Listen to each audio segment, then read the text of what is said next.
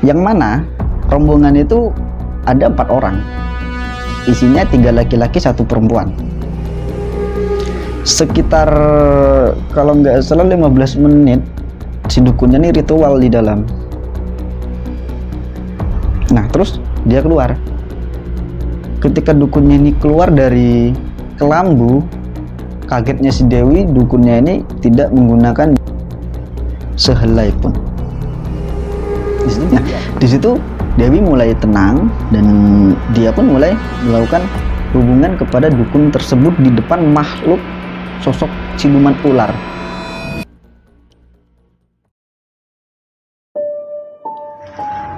Assalamualaikum warahmatullahi wabarakatuh. Kembali lagi di channel Batiniah dengan tema ngopi horor. Dalam kesempatan kali ini saya akan menceritakan sebuah kisah horor atau cerita horor yang dimana cerita ini akan menemani malam hari kalian. Kisah ini menceritakan seorang janda yang melakukan ritual pesugihan demi kekayaan. Seperti apa ceritanya? Langsung aja ke videonya.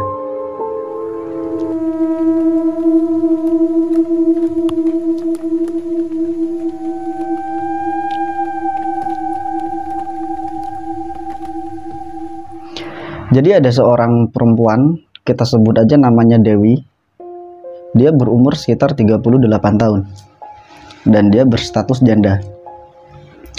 Setiap harinya aktivitas dia menjualan kopi di depan rumahnya. Jadi rumah si Dewi ini dekat dengan jalan raya, dan di depan rumah dia memiliki warung kopi, yang dimana warung kopi ini setiap malamnya itu didatangi sama orang-orang yang biasanya ngobrol-ngobrol di sana.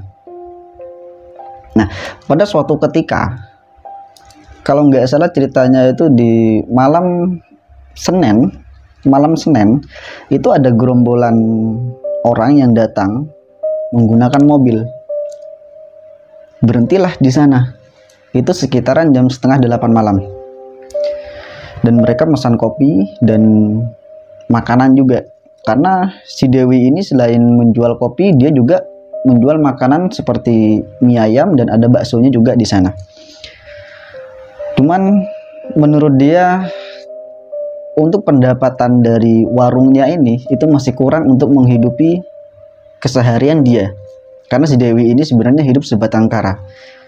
Selain dia ditinggalin sama suaminya karena kecelakaan, dia juga tidak memiliki anak dan orang tuanya juga udah meninggal.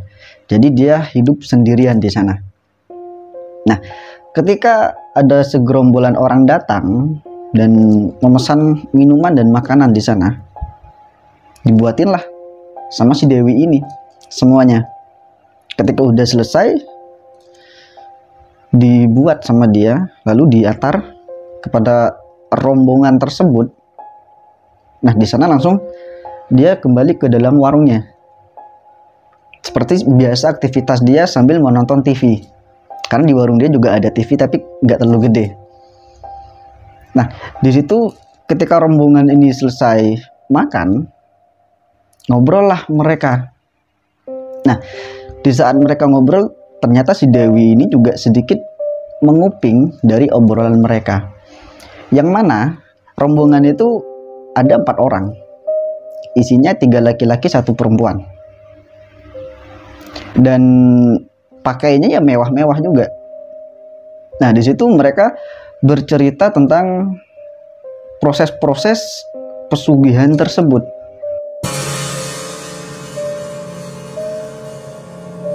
Karena menurut si Dewi ini kok kayaknya menarik gitu ya.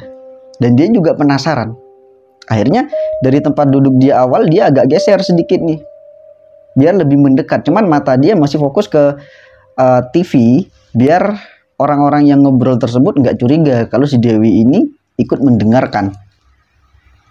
Nah, ketika mereka ini membicarakan tentang pesugihan-pesugihan tersebut, akhirnya sampailah di obrolan yang mana mereka membicarakan tentang penghasilan dari pesugihan tersebut. Karena dari 4 orang ini ternyata ada 2 orang laki-laki yang memang udah pernah ngalamin.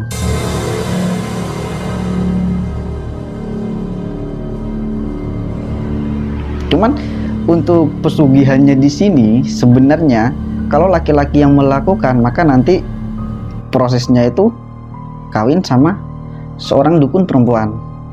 Jadi kalau perempuan yang melakukan, nah nanti prosesnya itu harus kawin dengan laki-laki gitu. Jadi orang biasa itu kawinnya sama orang-orang yang memiliki ilmu pesugihannya. Nah, di situ Dewi karena mendengar dari pendapatan sekali ritual, dia langsung mematikan televisi dan coba mendekat. "Permisi," kata si Dewi. "Oh iya mbak, udah mau tutup." Jadi mungkin sama mereka dikira warungnya udah mau tutup. "Oh enggak mas, cuman mau ikut dengerin, boleh nggak? Kayaknya menarik." "Oh boleh, monggo bareng," gitu. Nah, jadi sebenarnya Dewi ini tertarik dari penghasilan dari ritualnya tersebut. Dewi ini langsung nanya gini, "Mas, emang betul ya yang kalian bicarakan dari tadi?"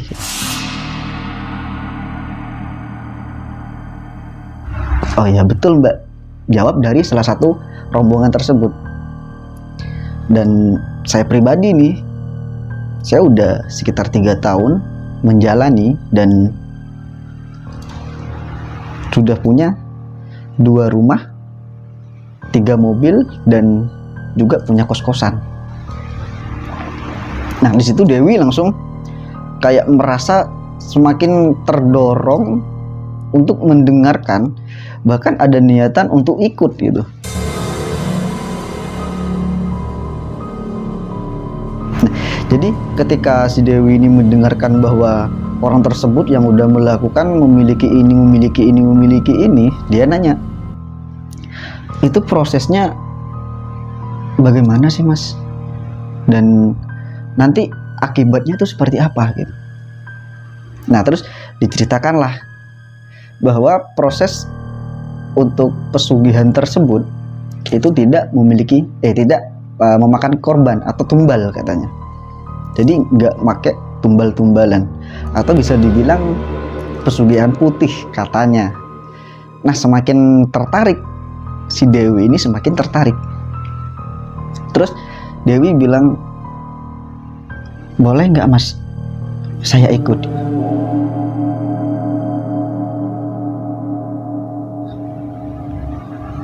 Nah, di situ mereka langsung terdiam, hening, dan rombongan ini itu cuman saling lirik-lirik aja.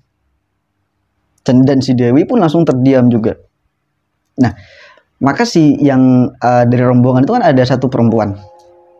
Si perempuan ini bilang, "Mbak, untuk ritual ini memang tidak menggunakan tumbal,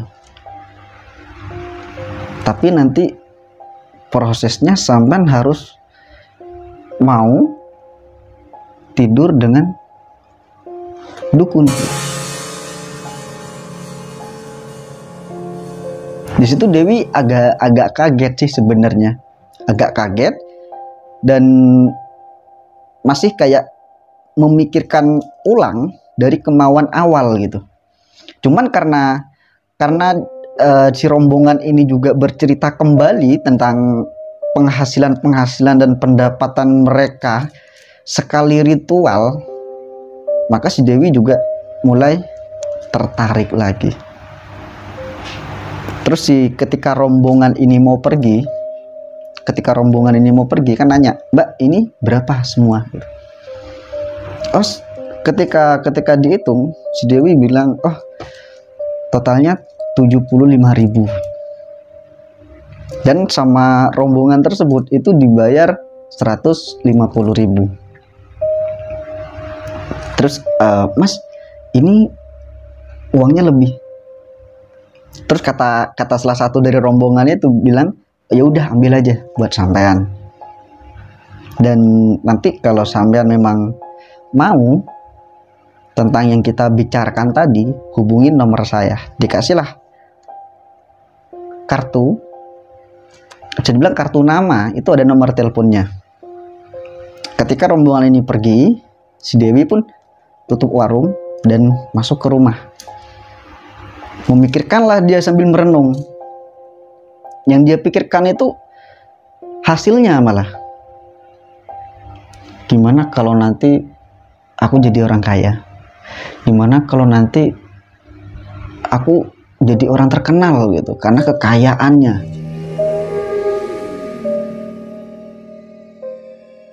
Nah, di situ tanpa pikir panjang, si Dewi juga langsung menghubungi nomor tersebut. Nanya alamat, dan ketika dikasih tahu alamatnya di sini ternyata agak jauh dari tempat dia karena di luar kota masih. Nah, di situ Dewi ini ditawarkan, kalau sampean mau nanti saya jemput, dan selama proses mungkin sampean tinggal di kos-kosan saya gitu, kata si orang ini. Dan Dewi pun mengiyakan, dan dia minta waktu 3 hari untuk membereskan semuanya dan peralatan-peralatan yang akan dia bawa. Bisa dibilang si Dewi ini merantau keluar kota, tapi kerjanya itu melakukan pesugihan gitu. Nah, singkat cerita, datanglah nih orang yang menjemput. Kebetulan memang karena Dewi niatnya itu untuk berangkat, dia nggak buka warung. Ketika yang jemput ini sampailah di depan rumah si Dewi, ditelepon. Ketika Dewi ini lagi nyantai, HP-nya bunyi. Lalu diangkat. Halo mbak, saya depan rumah. Oh iya mas, bentar. Gak lama kemudian si Dewi ini keluar dari rumahnya dan membawa 2 koper. Jadi kayak si Dewi ini udah niat banget gitu loh, sambil bawa baju-bajunya sampai 2 koper gitu. Terus ketika dia keluar, ditanyain nih, ini sampai mau pindah rumah gitu. Jadi agak bercanda lah sedikit gitu. Oh enggak mas, ini memang perlengkapan keseharian saya gitu. Entah itu baju dia, make up dia, entah apalah. Itu sampai 2 koper. Cuman kopernya nggak terlalu gede lah, koper sedang gitu. Nah, naiklah si Dewi ke mobil. Nah, ketika di perjalanan mereka sambil ngobrol-ngobrol santai itu, biar si Mbak Dewi ini nggak takut untuk terus ikut. Karena kebetulan kalau ada orang yang mengajak orang lain untuk melakukan pesugihan itu, ternyata dia dapat bonus ternyata. Nggak tahu setiap 1 orang itu berapa, nggak tahu. Nah, singkat cerita, sampailah nih ke kos-kosan tersebut. Dikasih tahu, mbak, kamar sampean di nomor 5, ini kuncinya. Terus dia nanya, mas ini per bulannya berapa ya? Oh nggak usah, di sini kos-kosan ada 10 kamar, cuman sampean nggak usah ngomong kalau sampean saya gratiskan di sini. Oh iya mas, terima kasih banyak gitu, karena udah seneng banget gitu. Dan ketika jam 12 malam si Dewi ini nyantai, lalu yang punya kos-kosan dan orang yang jemput tadi itu tiba-tiba ngetok pintu. Tok tok tok, dibuka lah. Oh sampean mas, kata si Dewi. Oh iya, boleh saya masuk?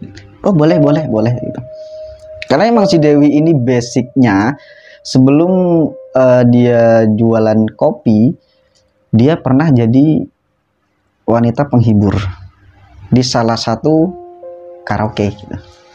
Nah, ketika masuk nih, awalnya basa-basi dan menceritakan bahwa nanti akan dibawa ke salah satu rumah guru dia, atau bisa dibilang oknum dukunnya lah yang nanti akan kayak mengatur ritual-ritualnya gitu. Nah, ketika si yang pemilik kos-kosan ini bilang, tapi nanti sampean nggak usah takut, karena prosesnya nanti sampean harus berhubungan gitu. Si Dewi diem, mungkin malu, mungkin jawabnya malu, dia diem. Dan mungkin juga orang yang punya kos-kosan ini mengambil kesempatan dalam kesempitan, makin dekat duduknya, dan dia coba ngetes si Dewi mau apa enggak itu. Dipegang lututnya, Dewi diem. Maka di situ dia berpikir, oh ternyata wanita ini memang mau gitu. Nah, di situ mereka berhubungan, dan mungkin sekitar, kalau nggak salah dari cerita si Dewi ini, sekitar 30 menitan lah berhubungan. Habis itu yang punya kos-kosan keluar, dan kebesokan harinya di pagi hari dia datang lagi, cuman nggak sendirian, sama rombongan yang awal dia bertemu, yaitu 4 orang. Datanglah ke kamar si Dewi. Terus mereka bilang, ayo mbak, siap-siap, kita akan berangkat. Dan ternyata tempatnya itu bukan di kota tersebut, masih di luar kota lagi. Dan tempatnya pun terpencil, karena masih di pelosok-pelosok desa tempatnya. Dan singkat cerita, nyampe lah ke rumah si dukun tersebut. Ternyata rumahnya itu nggak kayak rumah biasa, tapi rumahnya agak panjang ke pinggir. Dan rumahnya itu ada 4 rumah, tapi berdempetan, tanpa jarak. Jadi kayak rumah ini terus nyambung ke rumah yang ini, terus nyambung lagi gitu. Jadi satu tembok kayak gini, di sampingnya langsung ada rumah lagi gitu.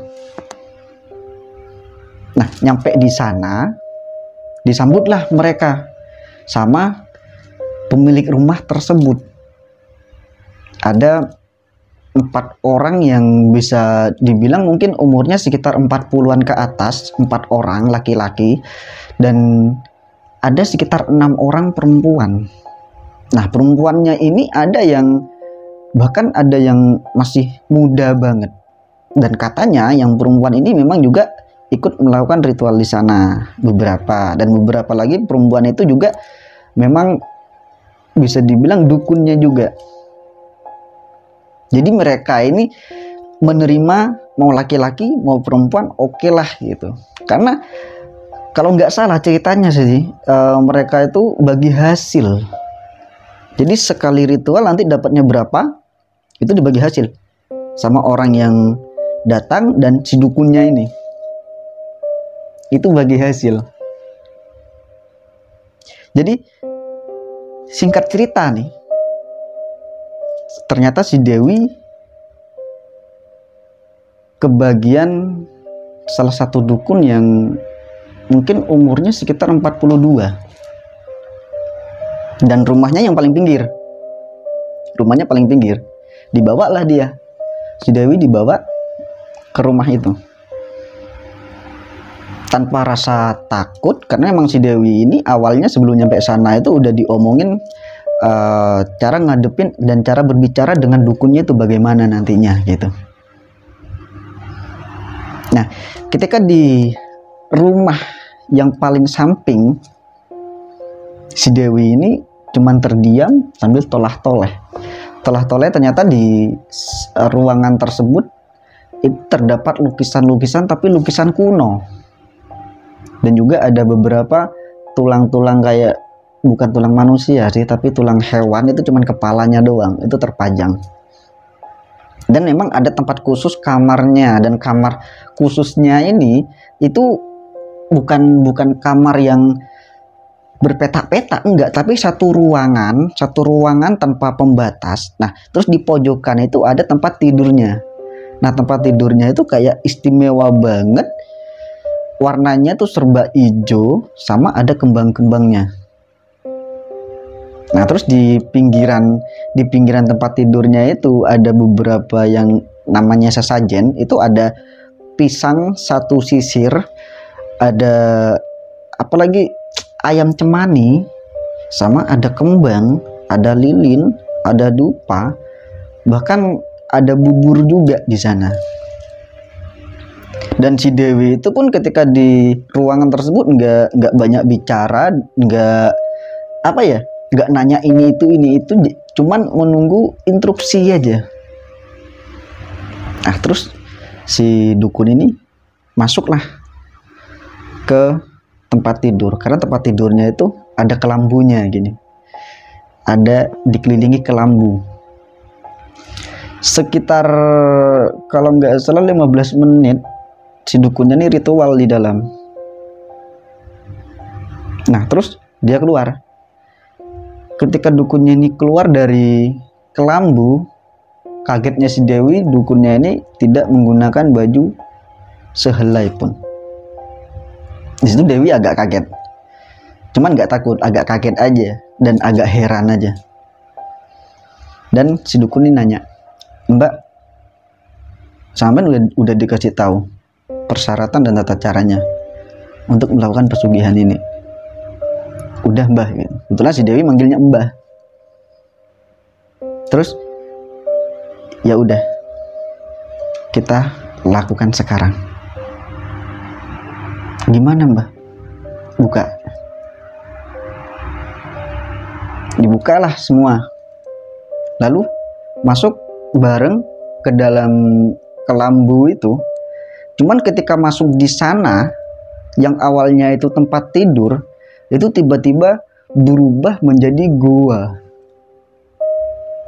Awalnya si Dewi juga kaget dan merasa ketakutan.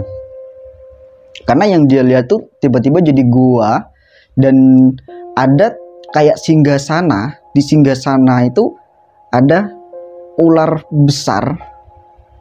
Ke bawahnya ular tapi kepalanya itu manusia. Dia memegang tongkat warna emas dan dia menggunakan mahkota. Ularnya itu warna hijau agak kekuning-kuningan. Kata si dukunnya ini, "Udah, biarin aja. Dia nanti yang akan memberikan kita uang." Jadi kayak kalau kita lihat dari ceritanya, konsepnya itu kayak kita memberikan sebuah tayangan gitu ya, sebuah tayangan seperti itu kepada makhluk gaib dan kita dibayar gitu. Nah, di situ Dewi mulai tenang dan dia pun mulai melakukan hubungan kepada dukun tersebut di depan makhluk sosok siluman ular. Nah, ketika selesai, maka ular itu turun. Dewi agak mundur awalnya. Dewi agak mundur, terus si dukun bilang, "Udah, diem sini." Ditariklah si Dewi berjejer dengan duduk kayak duduk apa ya?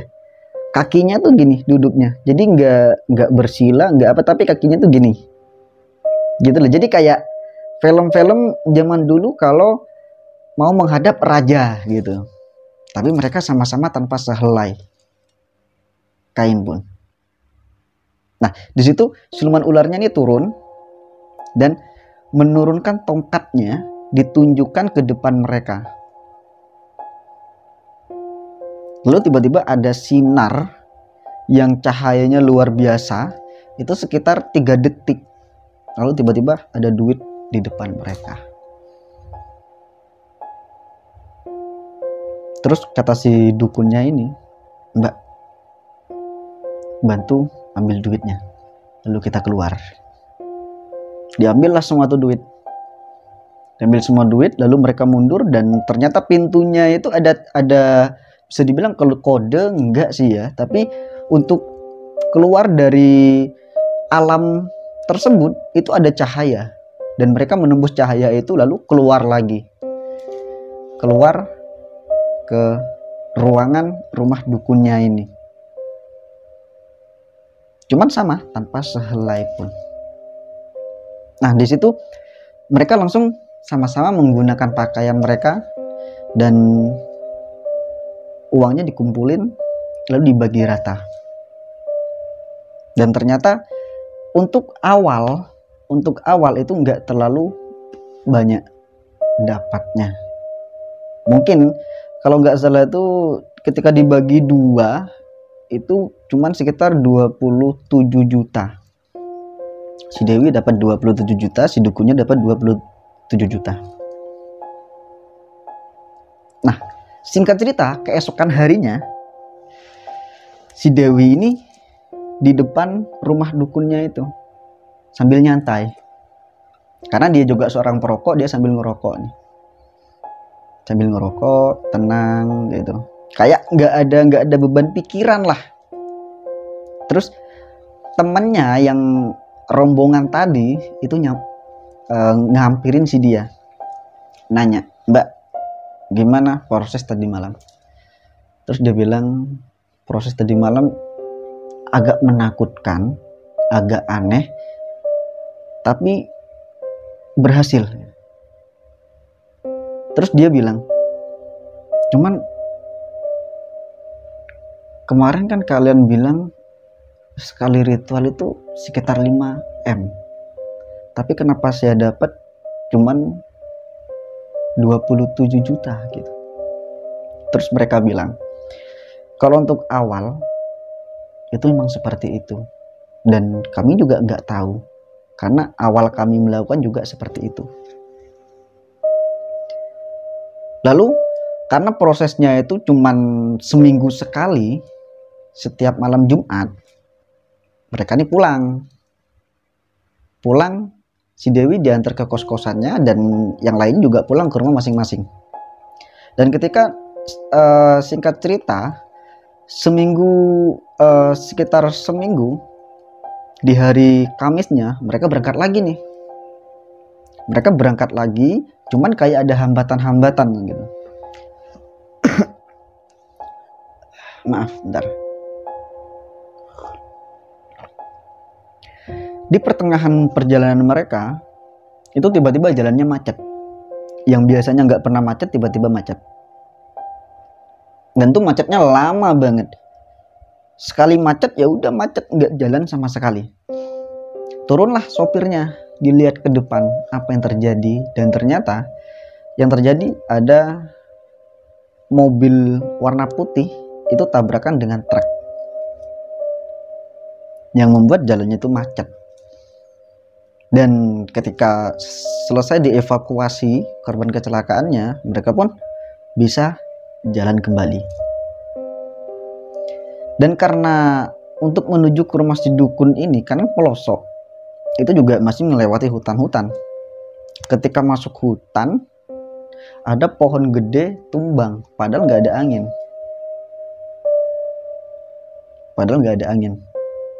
Ketika tumbang, mereka pun bingung. Karena kan hutan nih. Juga mereka gimana caranya untuk nyingkirin pohon tersebut. Nah, karena mereka nggak mau untuk menyia-nyiakan waktunya, mobilnya ditinggalin, mereka jalan kaki ke dalam. Dan ketika akan sampai ke rumah dukunnya, ternyata salah satu dari mereka ketinggalan. Gak tahu ketinggalannya di awal masuk hutan atau memang dia nggak ikut gitu. Akhirnya mereka kembali untuk mencari temannya yang ketinggalan. Nah, ternyata ketika mereka kembali, temannya itu nggak ada.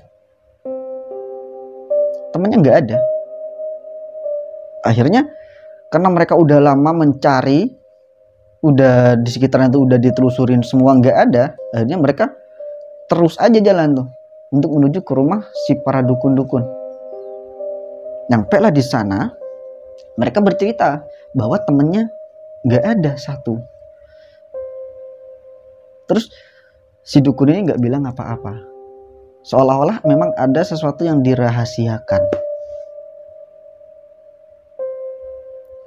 Dan singkat cerita, malam pun tiba. Si Dewi dan si dukun yang kemarinnya itu melakukan ritual, mereka melakukan ritual itu kembali. Tapi anehnya, ketika mereka ini udah sama-sama nggak menggunakan sehelai kain pun, mereka masuk ke tempat tidur, kejadiannya itu berbeda, bukan goa, tapi mereka langsung kayak masuk ke istana laut gitu. Anehnya si Dewi ini mikir, kok bisa ya di dalam lautan dia bernafas. Nanya lah dia sama si dukun ini, "Mbah, kita nggak salah jalan nih," gitu. Terus si dukunnya nih bilang, nggak ada yang namanya salah jalan. Ketika kita masuk, tembus kemanapun, berarti disitulah tempat kita. Jalanlah mereka mencari tempat yang sesuai atau yang nyaman untuk melakukan hubungan.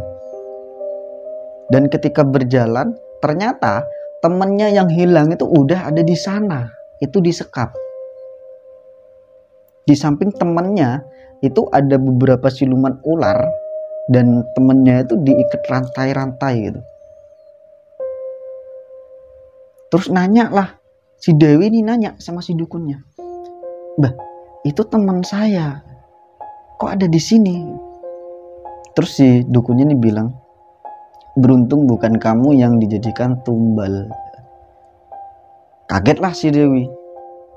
Loh, bukannya hal kayak gini nggak ada tumbalnya, Mbah? Karena kata mereka tuh nggak ada tumbal. Terus dukunnya nih bilang, "Ya, kita sama-sama nggak tahu. Kalau ini terjadi berarti memang ada tumbalnya. Cuman beruntung bukan sampean yang menjadi tumbal." Di situ Dewi juga udah mulai ada rasa ketakutan, dan ketika berhubungan pun nggak sama kayak awalnya gitu. Ketika berhubungan dia ada rasa ketakutan dan ingin keluar. Cuman si dukun bilang, "Sampean tenang aja, sama seperti awalnya, biar nanti penjaga tempat ini bisa memberikan kita lebih banyak lagi." Nah, di situ si Dewi ini mencoba lebih tenang, dan untuk melakukannya itu lebih lihai lagi. Nah, ketika selesai, datanglah sosok siluman ular yang kemarin dan menunjukkan tongkat emasnya ke depan mereka lagi. Nah, di situ lebih banyak lagi duit yang mereka terima. Cuman ketika si Dewi itu udah melihat uangnya, dia langsung bergegas ngambil dan ngajak si dukunnya nih keluar. "Ayo Mbah, cepetan."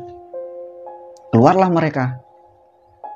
Nah, ketika sampai di ruangan rumah dukunnya itu lagi, si Dewi ini mulai memiliki pikiran untuk tidak akan melakukan lagi. Cuman karena si Dewi kan udah dapat beberapa, bisa dibilang lumayan lah hasilnya dari ritual tersebut, dan dia ingin berhenti dan mau kembali berusaha berdagang. Dan karena dia udah mulai punya modal, dia ingin membuka toko yang lebih besar lagi. Cuman ketika si Dewi punya niatan seperti itu, ternyata dukunnya ini mendengar, bisa dibilang mendengar suara hati dia dan bisa membaca pikiran dia. Lalu si dukun ini bilang,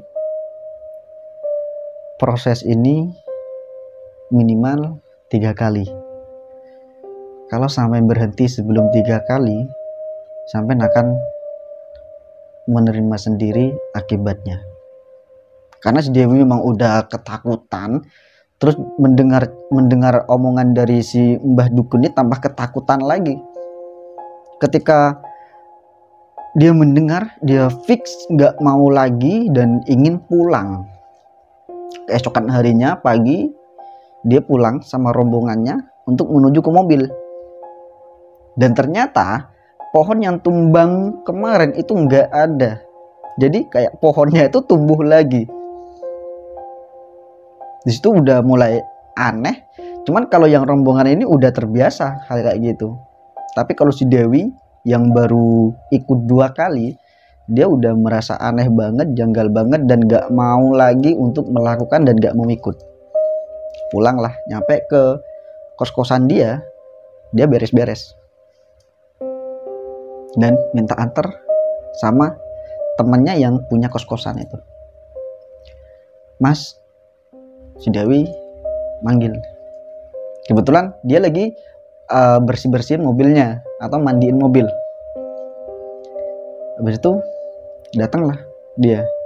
Iya mbak, ada apa gitu? Boleh antar saya pulang? Loh, kenapa mbak? Dia bilang ada saudara saya sakit. Nah, terus ini proses ketiga kalinya gimana mbak? Nanti saya pikir-pikir lagi katanya. Intinya saya mau pulang dulu, saya mau jenguk saudara saya dulu katanya. Terus diantarlah pulang, nyampe rumah dia, buka pintu, kagetnya di dalam rumah itu ada beberapa kayak daging berserakan. Dan yang bikin dia takut lagi, ternyata di serakan kain itu, di serakan daging itu ada baju kayak baju yang digunakan sama teman dia yang jadi tumbal. Hal itu langsung membuat si Dewi ini kayak pikirannya makin kacau, makin gak karuan, kayak langsung tiba-tiba ngeheng aja pikirannya. Dibersihkanlah tuh semua, dibersihkan dan dikubur. Dan dia berpikiran, ini daging siapa gitu. Cuman kalau dilihat dari tekstur dagingnya kayaknya gitu kayak daging hewan karena tulangnya tuh kecil-kecil. Cuman yang anehnya kok ada baju temannya yang jadi tumbal, dan ada beberapa sisik ular. Dibersihkan semualah sama dia. Dan selama berminggu-minggu si Dewi ini nggak ngelakuin aktivitas apa-apa. Dia cuman makan, merenung, ngerokok, tidur, makan, merenung, merokok, tidur. Karena dia nggak bisa melupakan semua kejadian-kejadian yang udah terjadi. Akhirnya membuat dia itu semakin lama pikirannya semakin terganggu. Karena dia udah lama nggak keluaran rumah nih. Saudaranya datang. Dia nanya, kamu baik-baik aja kan? Terus dia bilang, aku nggak apa-apa kok. Aku cuman lagi mau nenangin pikiran karena capek aja ketika aku kerja di luar. Terus dia bilang nih, nenangin pikiran kok berminggu-minggu gitu. Kamu juga nggak keluaran rumah sama sekali, nggak beraktivitas gitu. Terus si Dewi bilang, udahlah, nggak usah dibahas. Dan ketika dia mau mencoba benerin pikiran dan mau benerin semuanya, dia langsung ingin memutar pikirannya untuk menggunakan duitnya ini, karena kebetulan duitnya ini belum dipakai sama dia. Ketika dibuka tasnya, duitnya itu kan di tas koper, duitnya itu ditaruh dalam koper semua. Dan ketika kopernya dibuka, ternyata duitnya udah nggak ada. Dan disitu membuat si Dewi ini bukan ngeheng lagi, tapi udah frustasi semuanya, udah kayak nggak tahu mau berbuat apa. Akhirnya dia mulai dari awal lagi, yaitu berjualan kopi. Cuman ketika berjualan seperti itu setiap malamnya, dia kayak diganggu bayangan temennya yang jadi tumbal, sama bayangan-bayangan ular di sekitaran rumah dia. Sama ketika dia tidur tiap malam tuh mimpinya pasti diganggu sama sosok ular terus. yang akhirnya dia datang ke rumah saudaranya dan menanyakan, mungkin punya kenalan seorang yang bisa melakukan pembersihan gitu. Nah di situ baru si Dewi ini dan saudaranya datang ke rumah praktisi untuk membersihkan semuanya, dan si Dewi juga menyembunyikan tentang apa yang terjadi. Dia cuma bilang setiap malam dia bermimpi ini, dan setiap dia kerja itu pasti ada bayangan ini gitu. Habis itu si praktisi ini membersihkan energi-energi negatif dari si Dewi ini, dan dia juga datang ke rumah si Dewi untuk membersihkan semuanya. Ketika semuanya beres, dan beruntung lagi si Dewi tidak menjadi korbannya, korban untuk menjadi tumbal. Nah di situ karena si praktisi ini bilang sudah selesai pembersihannya, si Dewi mulai tenang dan dia udah mulai nggak mau lagi yang namanya berhubungan dengan hal-hal pesugihan.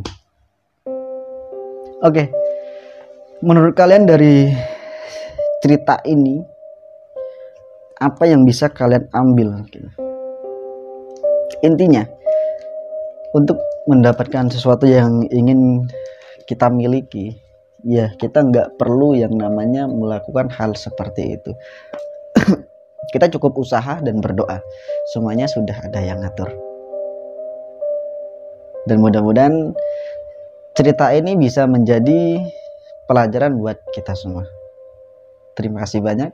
Wassalamualaikum warahmatullahi wabarakatuh.